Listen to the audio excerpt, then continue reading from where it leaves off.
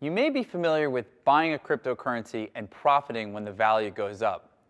But did you know you could also short a cryptocurrency and profit when the value goes down? So what exactly is shorting?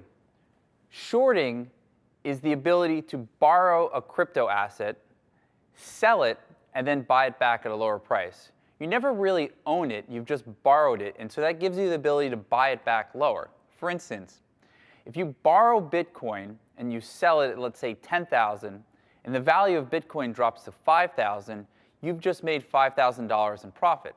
And this is key because prices tend to drop faster than they raise.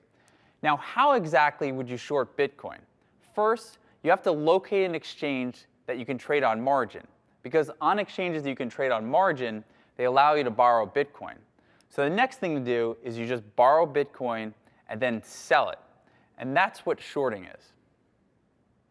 So let's take a look at a chart to break down shorting for you. Now you're looking at Bitcoin versus the dollar on a 240-minute time frame on the Bitfinex exchange. And now what you need to do is borrow Bitcoin and sell it and collect for a profit when you buy it back.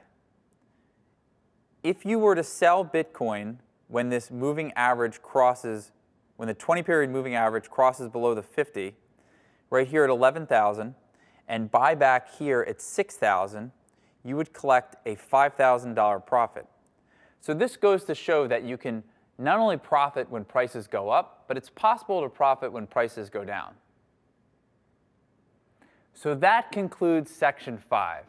Now, just to review, you should be able to develop a strategic trading process in the crypto markets. You should also be able to overcome some of your biases and limitations. And you should be able to explain why holding on for dear life is just not a viable strategy. Additionally, you should now be able to identify trends using price and time.